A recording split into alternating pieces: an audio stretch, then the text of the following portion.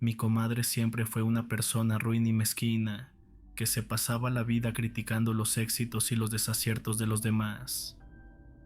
Su vida era tan vacía y llena de rencores, que la llevó a enfermarse de diabetes y otras cosas que minaron su salud por mucho tiempo. En aquel entonces ella se unió a un culto de adoración a la Santa Muerte y comenzó un lucrativo negocio de esoterismo y adivinación en su casa, cosa que jamás creí, pero había gente ignorante y carente de una vida que le creía todas sus visiones.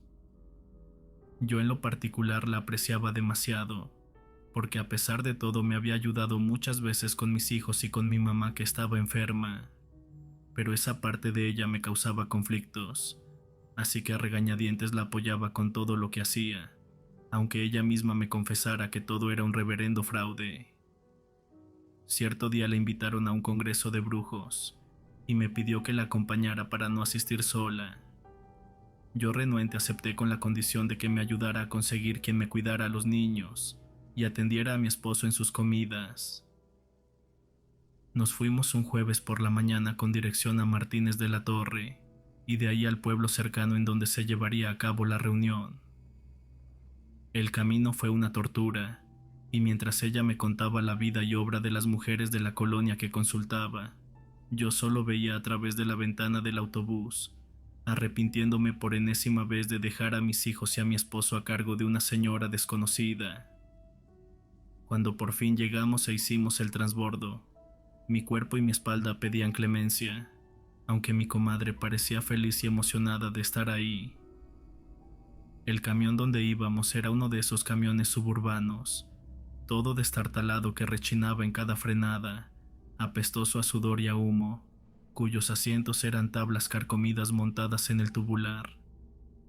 El trayecto para llegar al pueblo fue un infierno, y después de tomar una carretera llena de baches, se fue por varios kilómetros con el motor rugiendo, y de pronto se introdujo en una brecha peor.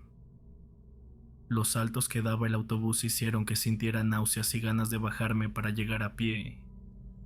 Me sentía tan mal que no me di cuenta que las personas que venían con nosotras, al igual que mi comadre, estaban ansiosas por llegar. Yo sentía sus miradas clavadas en mí, e intuía que ellos eran brujos o adivinos, porque algunos llevaban entre sus brazos figuras de la Santa Muerte y de diablos. La visión era perturbadora, pues me recordó a los peregrinos que veía cada año en los viajes a la basílica, solo que esta era completamente inquietante y hasta horrible. Aquellas personas, intuyendo mis pensamientos, me miraban con rostros de odio y de soberbia, los cuales hicieron que me doliera la cabeza y comenzara a rezar asustada. Al llegar al pueblo miré sorprendida que no se trataba de uno como tal. Era más bien un lugar con casas improvisadas, hechas de palo y techos de palma, en donde había gente acostada y platicando. En algunos otros lugares había curanderos haciendo limpias a gente indígena, o personas con la salud claramente deteriorada, todos en una larga fila sentados sobre guacales de madera. Luego de terminar con las limpias, les daban algunas monedas o billetes a los curanderos. Al fondo de aquella congregación había una gran lona que cubría un templete hecho de tarimas y tela negra, en donde se levantaba una enorme estrella invertida, hecha de troncos y pintada de rojo. A un lado había una especie de altar, en donde se encontraban estatuas de la Santa Muerte en varios tamaños, vestidas elegantemente de diferentes colores con sombreros y olanes. Otras figurillas de santos y demonios contrastaban aquel lugar de culto. El bien y el mal se congregaban en ese altar, ahumado con incienso y varios anafres con carbones humeantes. Después supe que era un lugar para curar y activar los ídolos y objetos que los brujos y chamanes llevaban, y serían activados en la noche durante el culto masivo que se realizaría al cierre del Congreso. Yo no quise quedarme en ese sitio, y le dije a mi comadre que regresaría a Martínez para pasar la noche, y que después volvería durante el día para poder irnos. Aunque renuente, mi comadre aceptó y nos despedimos. Ella se quedaría en la reunión durante la tarde y noche para aprender de los grandes maestros. Así lo hicimos, y renté una habitación pequeña con baño en una vieja pensión. Esa noche al dormir sola tuve pesadillas aterradoras, en donde veía que mi comadre era decapitada y asesinada de maneras horribles. Todos estos sueños no me dejaban descansar, y pensaba en la preocupación de haberla dejado sola en ese lugar. Ya por la mañana y después de almorzar, tomé un transporte que me dejara lo más cerca de la congregación. A la parada vi mucha gente que también esperaba el camión, pues al parecer todo había terminado la noche anterior, así que comencé a caminar en la brecha. El camino fue algo relajante entre sus árboles y caminos de tierra, y el trinar de los pájaros que se fue haciendo más tortuoso a medida que entraba en el pueblo. El camino de pronto se comenzó a llenar de muchísima basura, excremento de humano y restos de animales, algo completamente repugnante para mí. Al llegar todavía había gente haciendo cosas esotéricas. Algunas otras comenzaban a quitar las chozas y los templetes que habían acomodado. Además, la tarima principal permanecía en su lugar. Sin embargo, la estrella estaba quemada y humeante, y se miraba que la habían hecho arder durante toda la noche. De los altares no quedaba nada, solo restos de flores y veladoras quemadas. Comencé a buscar a mi comadre, pero no la hallé por ningún lado. Pregunté a la gente que estaba en el lugar, pero ninguna me supo dar razón, hasta que se me acercó un hombre de aspecto extraño, ataviado con una túnica negra que de solo verlo me dio muchísimo calor. Me dijo que la mujer que estaba buscando estaba al fondo de un camino que conducía a unos caseríos ubicados en los márgenes de aquel terreno. De inmediato me di a la tarea de buscar a mi comadre. Caminé por entre arbustos y arboladas, pensando que haría mi comadre en ese lugar. Luego de andar unos metros me topé con una escena horrible. Estaba tirada en la tierra completamente desnuda y cubierta de lodo con excremento, rodeada de un charco de orines. Estaba como drogada, ya que no parecía reconocerme y decía cosas sin sentido. Como pude la cubrí para llevarla por otro camino, hasta llegar a unas casas de adobe y láminas que había en el lugar. Grité pidiendo ayuda, pero la gente al vernos se espantaba y se metían en sus casas cerrando puertas y ventanas con seguros. La desesperación me hizo llorar y gritar como una loca, pidiendo que nos apoyaran, pero nadie hizo caso, a excepción de una vieja de aspecto indígena que venía caminando por una vereda con un bote donde cargaba desperdicios para sus cerdos. Al vernos negó con la cabeza y me dijo con molestia: «¿Cómo son algunas gentes de pendejas? Tráete a esta vieja para mi casa y sígueme rápido porque ya no se salva». Su dicho, en vez de molestarme, me hizo enseguida levantar a mi comadre y seguir a la anciana hasta su casa que estaba en el fondo. Al entrar me di cuenta que era una humilde vivienda con lo más indispensable. En el fondo había un chiquero con varios cerdos que esperaban ansiosos la comida podrida que les llevaba. La mujer se fue tranquilamente para alimentar a sus puercos, en tanto me decía que sentara a mi comadre. Después de un rato de un viejo baúl sacó una ropa de manta y me dijo que la cubriera con ella. Enseguida se fue a su rudimentaria cocina y comenzó a preparar una bebida hecha a base de hierbas y aguardiente. Se acercó y se la dio a mi comadre, la cual comenzó a convulsionarse violentamente, y eso me asustó de sobremanera. La anciana me dijo con tono firme: «Agárrala porque se te vuelve a pelar». Yo intenté tomarla con todas mis fuerzas, pero mi comadre siempre fue una mujer obesa y muy fuerte, así que me costó mucho trabajo sostenerla mientras gritaba horriblemente por el dolor que le produjo el brebaje. La anciana colocó la cubeta con los desperdicios por un lado, y enseguida mi comadre comenzó a vomitar. Lo que arrojó en la cubeta fue algo realmente asqueroso. Era como un atole negro mezclado con sangre y restos de algo que tenía pelos. Tenía un olor nauseabundo que hizo que también quisiera devolver el estómago. Mientras pasaba esto, la anciana comenzó a colocar unas hierbas en un periódico y me dijo que a mi comadre le habían dado a beber alguna brujería. No me supo decir más porque había sido con su consentimiento, y temía que hubiera ofrecido su alma a cambio de un favor, por lo que me daría unos remedios para que los hiciera durante la semana, y me pidió que nos retiráramos de ahí. Yo no sabía qué responder, pues estaba aterrada y temía por la vida de mi comadre. Todo aquello se me hacía extraño y horroroso. Luego de un rato comenzó a convulsionar y a vomitar de nuevo. Se tiró y se revolcó por el piso de tierra. Histérica le pedí a la anciana que le ayudara, y ella se asustó de una forma evidente por el grado de la situación. Al ver la violencia de las convulsiones y el estado de inconsciencia que tenía mi comadre, aquella anciana salió corriendo del jacal dejándome sola con aquel horror. Mi comadre se arqueaba de forma impresionante, y de su boca salía espuma y se retorcía de unas maneras imposibles, gritando y maldiciendo todo el tiempo. Después de unos minutos que se me hicieron eternos, la vieja entró junto a otro señor indígena de aspecto humilde, que al ver a mi comadre en el piso y convulsionándose violentamente, salió corriendo al chiquero y trajo un cerdo mediano. Lo ató de las patas colocándolo en medio del cuarto, y sacó de su morral una botella con alcohol y algunas hierbas, y comenzó a rodear todo el jacal. Luego le pidió algo a la señora en algún dialecto, pues no les entendí una sola palabra. La anciana presurosa sacó unas botellas con líquidos raros y hierbas de una alacena. Encendió el fogón y echó esas hierbas que me irritaron los ojos y mi garganta.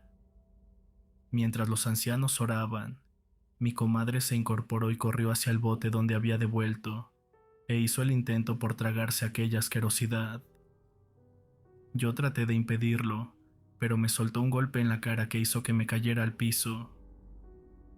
Al ver el estado frenético en el que estaba me asusté mucho, y salí a buscar ayuda de los pobladores, pero a pesar de golpear sus puertas y ventanas, nadie salió para ayudarme.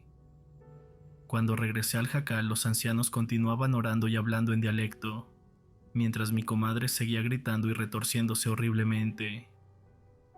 Cuando terminaron, el anciano se acercó al cerdo que estaba amarrado, gritó algunas palabras y tocó la frente de mi comadre. Después de un rato las convulsiones se detuvieron y mi comadre se quedó tranquila. Luego de unos minutos comenzó a respirar con dificultad, al mismo tiempo que el cerdo comenzó a convulsionarse y soltó un chillido que parecía que lo estaban matando. El anciano tomó al animal y lo llevó al corral. La anciana frotó el cuerpo de la comadre con un líquido azul a base de hierbas aromáticas y poco a poco recobró la conciencia. Yo no sabía cómo agradecer a los ancianos por la curación o lo que sea que hubieran hecho. Al sacar el dinero que traía para dárselos, estos se negaron y dijeron que mi comadre no estaba del todo bien, que el espíritu inmundo que traía se lo habían pasado al cerdo, pero era probable que tuviera más en su interior. Los brebajes y las limpias que me habían dado en el papel servirían para tener todo bajo control, pero debíamos quedarnos para hacer oraciones y limpias. Mi comadre y yo estábamos abrazándonos, mientras ella lloraba con desesperación. Decidimos marcharnos y seguir las recomendaciones de la anciana, que mirándonos con pesar bendijo a mi comadre, y con un gesto de lástima se despidió de nosotras.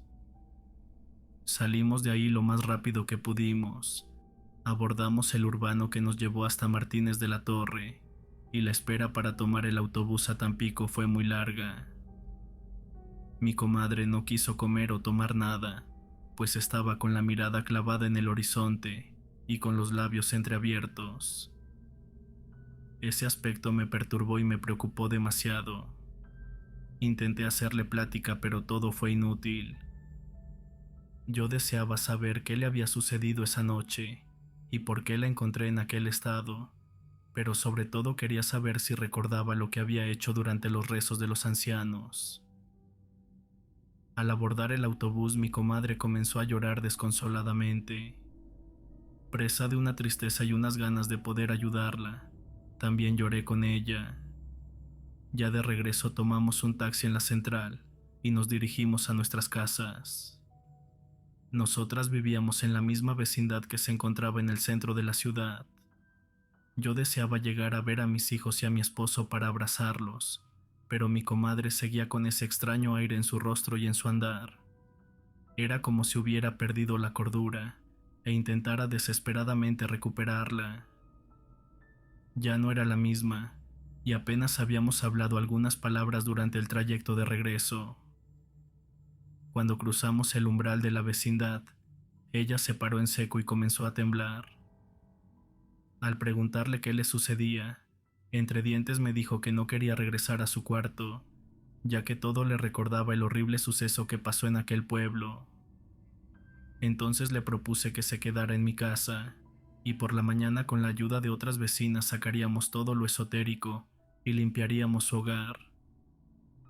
Más tranquila caminó conmigo a mi departamento y me encontré con mi familia, pidiéndoles que no preguntaran nada del viaje ni del estado de ánimo de la comadre. Esa noche le conté a mi esposo lo sucedido, e incrédulo comenzó a regañarme por haberme arriesgado.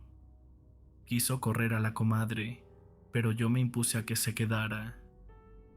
La acomodé en el cuarto de los niños y pasamos la noche con calma hasta que llegó la madrugada. De nueva cuenta tuve pesadillas horribles, en las que miraba a mi comadre ser atormentada por demonios que no la dejaban salir de un pozo lleno de sangre y excremento. Yo intentaba desesperadamente ayudarle, y esa tensión me despertó asustada y con el corazón saliéndose de mi pecho. Al revisar a mis niños vi que todo estaba bien. El ambiente era caluroso y estaba en silencio. Luego de hacer mis necesidades, me dispuse a ver cómo estaba mi comadre, y noté que en el exterior comenzó a soplar un viento que movía las hojas de los árboles.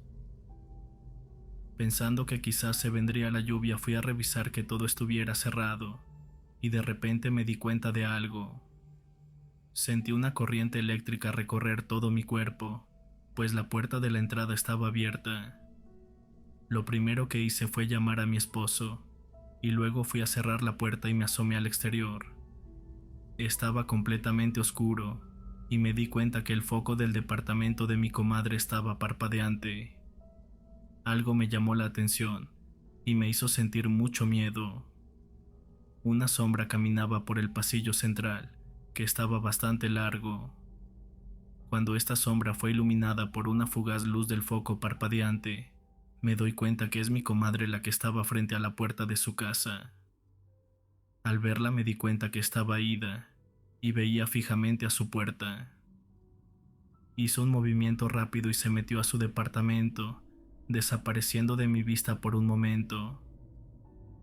El miedo que sentía se aminoró y se convirtió en preocupación, porque pensaba que ella era sonámbula, y antes de que pudiera reaccionar para correr a su casa, comencé a escuchar unos ruidos extraños que provenían del patio. Eran como golpes, pisadas hechas con zapatos de tacón, que sonaban haciendo eco en el pasillo. El viento que movía las hojas de los árboles comenzó a soplar más fuerte. Mi mente se bloqueó por un momento, y mis piernas comenzaron a temblar. Sentí mi rostro paralizado y sin poder moverme. La garganta comenzó a dolerme por el grito que se ahogó en ella, y empecé a temblar frenéticamente al tiempo que mis ojos casi se salen de sus cuencas, al ver que el ruido de los tacones era en realidad sonidos de pezuñas al golpear el piso. De entre la oscuridad vi surgir un par de ojos brillantes de color rojo, que parecían tener brasas ardientes. El pasillo se inundó con los gruñidos pausados de un marrano. Era un animal con la piel negra y de aspecto horrible, que parecía verme con esos ojos llenos de odio. Cuando estuvo frente a la puerta de la comadre, el horror que me invadió fue indescriptible, tanto que se me doblaron las piernas y comencé a orinarme encima. El animal se paró en sus dos patas traseras y comenzó a caminar, mientras chillaba como lo hace un puerco enojado. Se introdujo en el departamento de la comadre, y se escucharon de nueva cuenta los chillidos horribles del puerco siniestro. El sonido de los gritos de dolor y de varias cosas rompiéndose acabaron por despertar a todos en la vecindad, incluyendo a mi marido, que al verme tirada en el piso temblando fue a levantarme. Yo no podía hablar porque estaba paralizada, así que me llevó al baño para quitarme la ropa y refrescarme. Al sentir el agua se despejó mi mente y comencé a gritar frenéticamente. Mi esposo estresado comenzó a sacudirme y a pegarme en el rostro para que reaccionara, pero mi terror era tanto que terminé desmayándome otra vez. Cuando desperté mi cabeza me estallaba y me sentía completamente desorientada y por un momento desconocí mi propia habitación.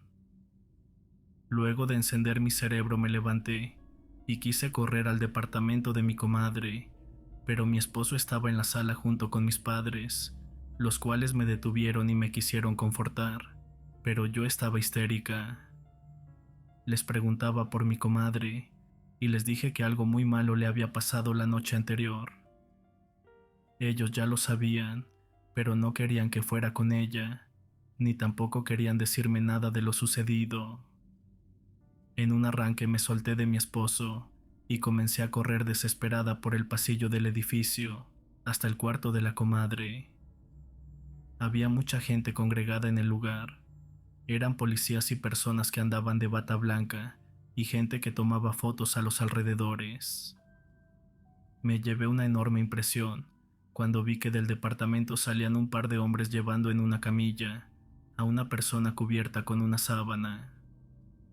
Pensando lo peor, corrí para ver quién era la persona muerta y me abrí paso entre la gente para hacer a un lado la sábana. Al hacerlo, el horror y la tristeza me invadieron por completo, pues me di cuenta que mi comadre estaba muerta. Su rostro tenía un rictus de terror, con la boca abierta y los ojos hundidos. En su cuello se notaba un gran moretón, señal de que la habían estrangulado. Mi esposo me jaló y tapó a mi comadre, y después me abrazó al igual que mi madre. Yo no comprendía qué había sucedido, y todo eso hizo que me volviera a desmayar. Al recobrar la conciencia me sentía enferma, y en verdad lo estaba. Permanecí en el cuarto de un hospital por algunos días. Había tenido una baja en la presión y me aumentó el azúcar. Mi esposo estaba conmigo y me miraba muy preocupado. No me quiso decir nada de mi comadre, pero le insistí tanto que me dijo lo que sabía. Ella se había suicidado, colgándose de la puerta de su habitación. La habían encontrado desnuda y llena de tierra, con su casa hecha trizas.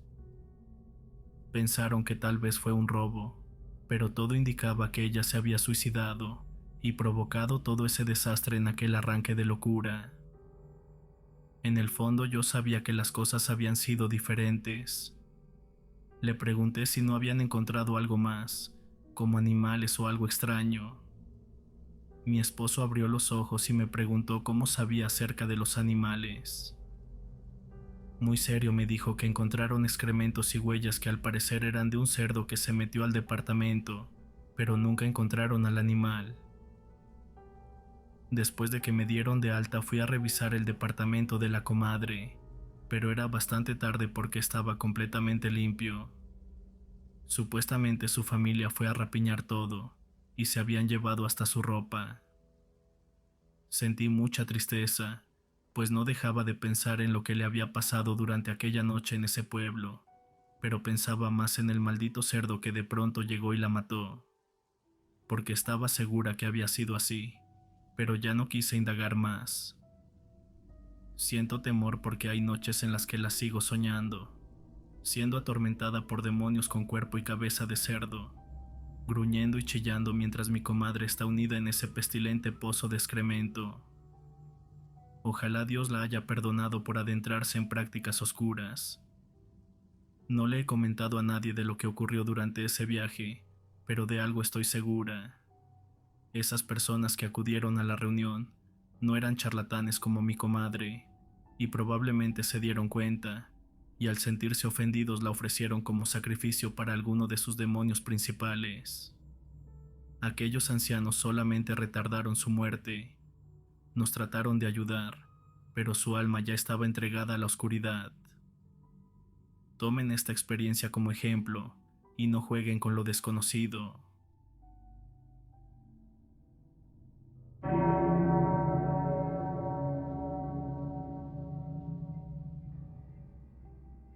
Mi nombre es Alfonso Castro. No tengo problema en dar mi nombre porque sinceramente ya no tengo nada que perder.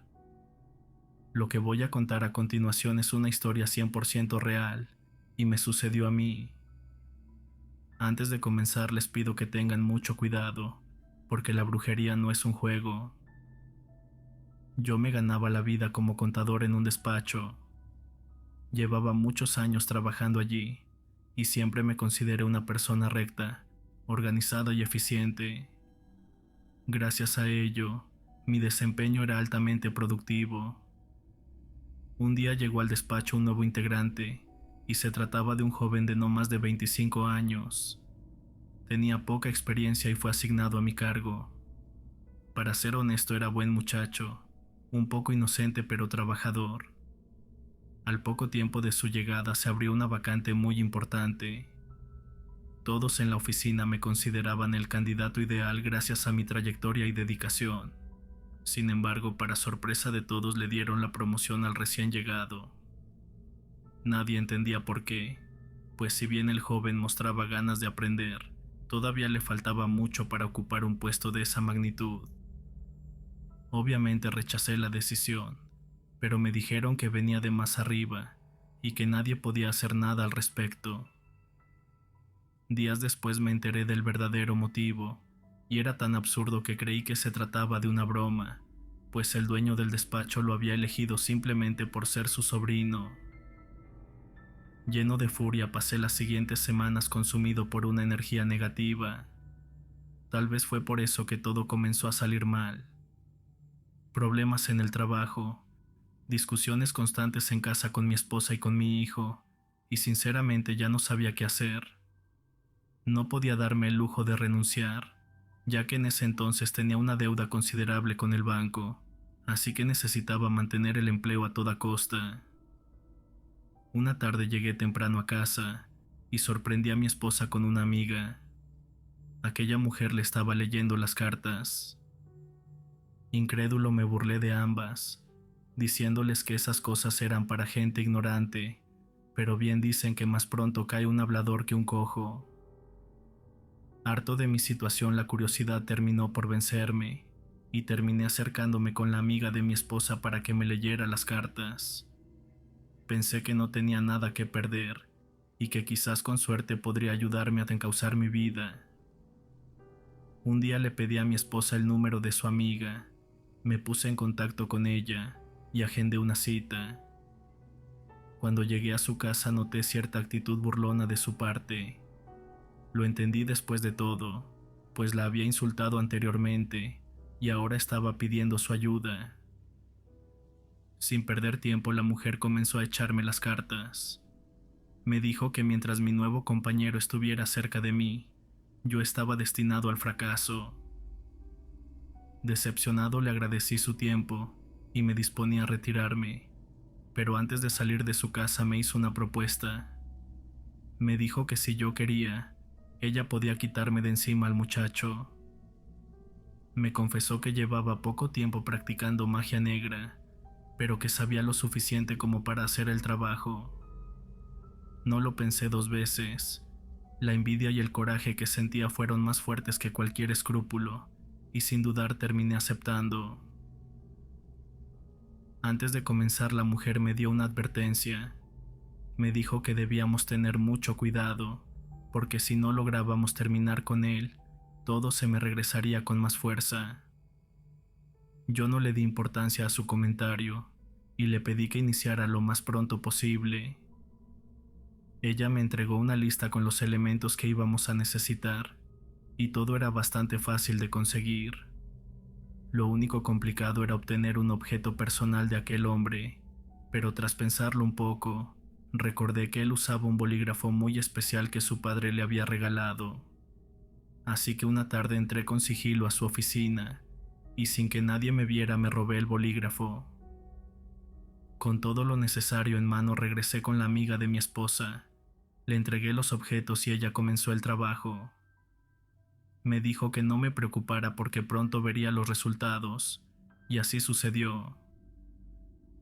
Exactamente 2 semanas después, el muchacho empezó a mostrar problemas de salud.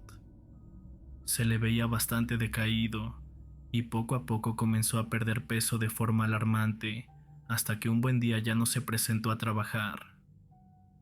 Un compañero del despacho que se había vuelto su amigo, nos comentó que le habían diagnosticado cáncer de estómago, una enfermedad agresiva que había avanzado rápidamente.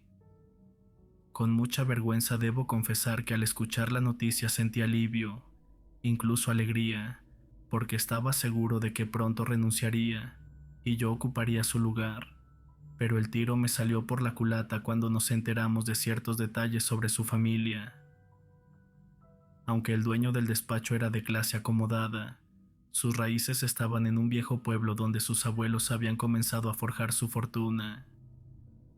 Eran personas de campo, y fue su abuela quien expresó que lo que le estaba pasando a su nieto no era normal, pues sospechaba que alguien le estaba haciendo brujería. Para sorpresa de todos, el jefe no lo despidió. Por el contrario, le otorgó una licencia indefinida y le mostró todo su respaldo, lo que aumentó todavía más mi coraje. Pasaron 3 semanas sin saber nada de él, hasta que un día apareció en el despacho como si nada. Nadie entendía lo que estaba ocurriendo, ya que nos habían dicho que estaba desahuciado, pero él lucía más saludable que nunca. Antes de entrar a su oficina me miró de reojo. Se detuvo un instante y me lanzó una sonrisa sutil. Discretamente me pidió que le comprara un bolígrafo nuevo, y en ese momento supe que las cosas no habían salido como yo esperaba. Sin perder tiempo, aquella tarde me fui a ver a la amiga de mi esposa, y apenas abrí la puerta me dijo que ya sabía que todo había salido mal, porque entre sueños se había dado cuenta de lo que había ocurrido. Me advirtió que aquel muchacho había sido llevado con un santero muy poderoso del estado de Hidalgo, el mismo que había deshecho el trabajo. Me entregó un amuleto de protección y me recomendó estar atento a cualquier cambio en mi entorno. Salí de su casa con miedo, caminando con la sensación constante de que alguien me observaba. Con el paso de los días nada extraño sucedía, y poco a poco mi temor se fue disipando. Intenté retomar mi vida, pero justo al cumplirse un mes todo mi mundo se vino abajo. Una noche despertamos sobresaltados al escuchar que mi hijo estaba tosiendo sin parar, y de repente comenzó a dejar de respirar. Cuando llegamos a su habitación nos dimos cuenta de que había vomitado sangre. Sin perder un segundo lo llevamos al hospital, y luego de realizarle varios estudios me dieron la peor noticia de mi vida, pues le habían detectado cáncer de estómago. Los especialistas no podían dar una explicación concreta, pues decían que el caso era inusual y estaba fuera de lo común. Intenté ayudar a mi hijo de todas las formas posibles. Lo llevé con médicos y busqué tratamientos. No me rendí un solo día, pero lamentablemente no logré salvarlo. Mi hijo murió 3 semanas después. Cuando mi esposa se enteró de lo que había hecho, rompió toda relación con su amiga y obviamente también conmigo. Antes de marcharse me insultó sin medida, y luego de darme una fuerte cachetada mi esposa se fue para siempre. Me quedé completamente solo. Mi familia me dio la espalda cuando se enteraron de lo que había hecho. Me corrieron del trabajo y nunca más logré conseguir un puesto similar. Hoy en día me gano la vida como comerciante. Les ruego que no tomen a la ligera esta historia, pues la brujería realmente existe, y yo soy la prueba de que cuando haces un trabajo negro, tarde o temprano se te regresa.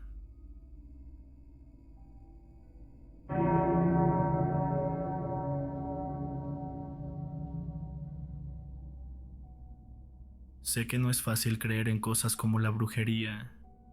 Yo mismo durante mucho tiempo miraba con desconfianza y burla a quienes contaban experiencias relacionadas con lo sobrenatural. Los tachaba de mentirosos y de tener una imaginación desbordada. Por eso todavía me cuesta aceptar lo que nos ocurrió a mi esposa y a mí hace algunos años. Verdaderamente el solo recordarlo me eriza la piel por completo. Cuando nos casamos yo venía de una relación anterior que no había terminado bien, y meses después de aquella ruptura conocí a Violeta en el trabajo. Empezamos a salir, y rápidamente sentí una conexión especial con ella. No pasó mucho tiempo antes de que decidiéramos casarnos. Pensamos que todo saldría bien, pero desde el inicio su familia se mostró negativa, sobre todo por la diferencia de edad entre nosotros. Después de varios meses logramos que su madre y su hermano mayor aceptaran nuestra relación y nos dieran su bendición a regañadientes. Aparentemente todo marchaba de la mejor manera. Sin embargo, pocos días después de comenzar nuestra vida juntos, Violeta empezó a enfermar. Al principio no lo tomamos con demasiada seriedad pensando que era algo pasajero, pero con el tiempo su salud se deterioró rápidamente. Afortunadamente contábamos con seguro social, así que la llevé a médicos y especialistas y le hicimos múltiples exámenes. A pesar de seguir un tratamiento, su estado empeoró demasiado, al punto de requerir hospitalización durante casi una semana. Al finalizar la dieron de alta sin un diagnóstico específico, pues los médicos no sabían qué tenía ni qué más podían hacer. Desesperado llamé a su madre para pedirle ayuda, ya que necesitaba volver al trabajo y seguir buscando opciones médicas. Ella no dudó en venir, y junto con su hijo Ramón tomó el primer autobús desde la zona de Izúcar de Matamoros. Esa misma tarde llegaron, y sin perder tiempo fueron directamente a nuestra habitación para quedarse con Violeta. Me aseguraron que la cuidarían durante toda la noche, así que aproveché para descansar un poco. Hacía semanas que no lograba dormir bien, así que me recosté en el sofá de la sala y caí rendido. Pasadas las 2 de la madrugada, los gritos desesperados de Ramón me despertaron. Corrí hacia la habitación aturdido por el sueño, y al entrar vi a mi suegra y a mi cuñado intentando sujetar a Violeta, que se agitaba violentamente sobre la cama, como si estuviera sufriendo una convulsión. Me apresuré a sostenerle la cabeza temiendo que pudiera lastimarse, pero en cuanto tomé su rostro entre mis manos se detuvo de golpe y me miró fijamente. Un escalofrío me recorrió el cuerpo, pues sus ojos eran de un tono rojizo y tenían una expresión siniestra. Me sonreía con burla como si no fuera ella misma, y en ese momento escuché una voz ronca y aterradora que me decía que me fuera, que Violeta ya no estaba allí. Me quedé paralizado y totalmente incapaz de comprender lo que estaba ocurriendo. Por un momento pensé que era una pesadilla, pero al mirar los rostros aterrados de mi suegra y de mi cuñado, supe que todo era real. Sentí de pronto un dolor agudo, pues Violeta me mordía la mano con fuerza. Al intentar liberarme, su cuerpo comenzó a forcejear de forma más violenta. De un manotazo arrojó a su madre contra la pared, haciéndola caer con extrema violencia. Traté de sujetarla con ambas manos presionándola contra la cama, pero su fuerza era descomunal. Ramón me miraba sin saber qué hacer, y la desesperación nos envolvía por completo. Entonces mi suegra, con el rostro ensangrentado, se levantó como pudo, corrió hacia su maleta y sacó una medalla religiosa y un rosario. Se colocó junto a su hijo y comenzó a rezar con fervor, mientras intentaba colocar la medalla en la frente de Violeta, pero sus intentos fueron inútiles, pues parecía que algo invisible la rechazaba. En ese momento su madre sujetó la cabeza de Violeta con una mano, mientras con la otra sostenía la medalla y el rosario sobre su rostro sin dejar de rezar. La risa de mi esposa era verdaderamente espeluznante, pero su madre no se detuvo y continuó rezando con fe inquebrantable, hasta que poco a poco Violeta dejó de forcejear y cayó profundamente dormida. Por precaución, mi cuñado me pidió que la sujetáramos a la cama con algunas corbatas. No queríamos arriesgarnos a que despertara de nuevo en ese estado. Una vez que terminamos nos recostamos en el suelo de la habitación tratando de recuperar el aliento. El silencio nos envolvió por unos minutos mientras amanecía lentamente. Entonces mi suegra rompió el silencio con una voz firme pero cansada, y nos aseguró que a su hija le estaban haciendo brujería con el propósito de destruirla. Añadió que necesitábamos llevarla al pueblo donde una curandera podría ayudarla. La miré en silencio, pues en otro momento habría considerado sus palabras una tontería, incluso me habría reído, pero lo que había visto esa noche no dejaba espacio para el escepticismo. Lo que estaba postrado sobre esa cama no era mi esposa. Algo más habitaba en su interior, algo oscuro que intentaba llevársela. Entonces recordé un detalle inquietante que hasta ese momento había pasado por alto, pues al regresar de nuestra luna de miel encontramos en la entrada del departamento varios montículos de un polvo rojizo y amarillento, alineados perfectamente a lo largo del umbral. Ambos nos sorprendimos demasiado, pero lo tomamos a la ligera. Violeta, que llevaba sandalias, lo empujó a un lado con el pie y dijo que luego lo limpiaría. Entramos sin darle más importancia, pero nunca investigamos qué era ni por qué estaba allí, y días después comenzaron los primeros síntomas. Con la voz entrecortada y a punto de romper en llanto, le dije a mi suegra que haríamos lo que ella considerara necesario para salvar a Violeta. Esa misma mañana empacamos solo lo esencial y emprendimos el viaje a Puebla. En todo el trayecto Violeta seguía dormida, y entre los tres la subimos al coche. Por momentos abría los ojos, pero parecía perdida y atrapada en una pesadilla de la que no podía despertar. En menos de 2 horas llegamos al pueblo, pero no fuimos directamente a casa de mi suegra. Ella me indicó otras calles hasta que finalmente detuvimos el auto frente a una antigua vivienda en las afueras del pueblo. Me pidió que la acompañara, pero a pocos pasos de la entrada me detuvo y me pidió que esperara ahí. Tocó la puerta y al poco rato una anciana la recibió. Desde donde estaba no podía escuchar lo que decían, pero por los gestos de la mujer parecía que se negaba a brindarnos su ayuda. De repente vi a mi suegra caer de rodillas, llorando y suplicando con desesperación. Instintivamente me acerqué con ella, pero justo entonces la anciana la tomó del brazo y la ayudó a levantarse.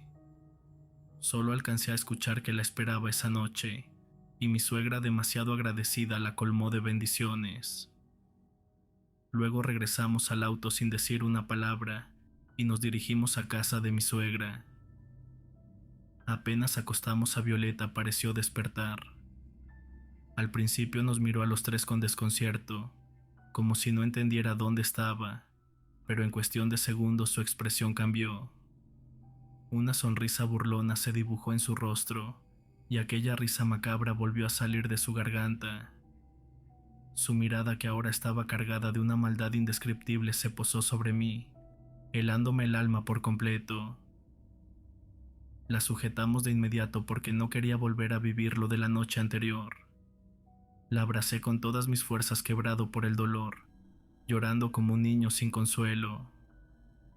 Entonces de nuevo aquella voz sombría me habló al oído, susurrándome que me fuera porque Violeta ya no estaba.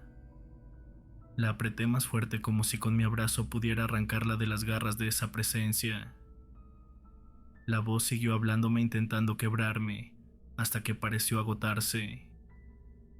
En ese momento, cuando las hermanas de Violeta entraron en la habitación, Ramón, sin decir nada, me tomó del brazo y me sacó de allí.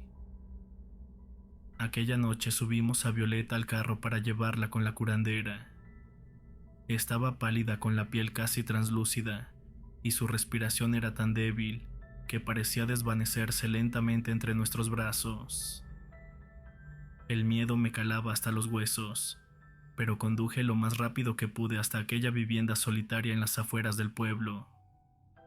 Al llegar, mi suegra se adelantó para conversar con la señora, mientras Ramón y yo llevábamos a Violeta hasta una habitación del fondo, donde la recostamos sobre una cama junto a un altar improvisado. Encima de la mesa había veladoras encendidas y un anafre humeante con varios pocillos. Toda la casa estaba impregnada por el olor intenso del incienso, mezclado con otro aroma más amargo y penetrante que llenaba el aire con una atmósfera pesada. Allí nos esperaba la anciana curandera de pie junto al altar, acompañada por otra mujer de menor edad. Nos pidieron estar atentos a cualquier cosa que pudiera suceder, y las dos mujeres comenzaron el ritual con solemnidad.